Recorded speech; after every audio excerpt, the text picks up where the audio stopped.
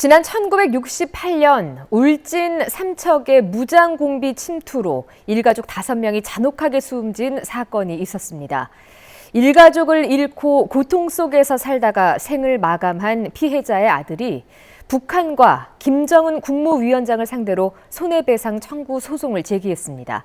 이용 기자가 보도합니다. 지난 1968년 11월 당시 36살이던 고원식 씨가 집을 비운 사이 북한의 무장공비들이 평창의 집에 들이닥쳤습니다.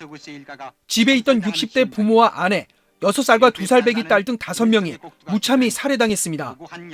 고원식 씨는 당시 예비군 소대장으로 근무하러 나간 상태여서 목숨을 구할 수 있었습니다.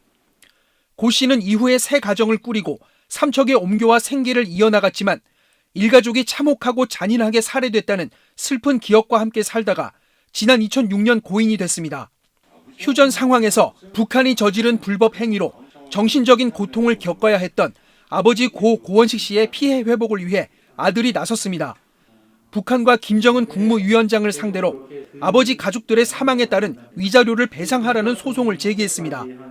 거기에 대한 아버지의 그런 거의 아픔을 좀 이렇게 알아줬으면 하는 게 더 큰 거지. 돈 보상 이런 거는 별로 당시 북한의 대표자인 김일성의 지시로 불법 행위가 저질러져 피해가 발생한 만큼 이에 대한 손해배상 책임을 북한과 상속자인 김정은이 져야 한다는 겁니다. 북한 측이 모두 9억 원의 손해배상 책임이 있지만 김정은의 상속분을 고려해 4,909만 원을 청구했습니다. 변호인 측은 국군 포로나 전사자 등과 달리 민간인 희생자와 가족에게는 국가배상 청구나 관련법 등이 없다며 이번 재판에 의미를 부여했습니다.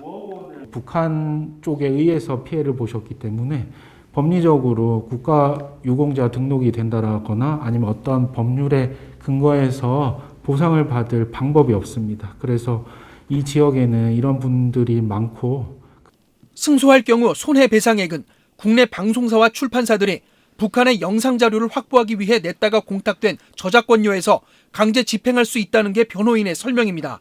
MBC 뉴스 이용입니다.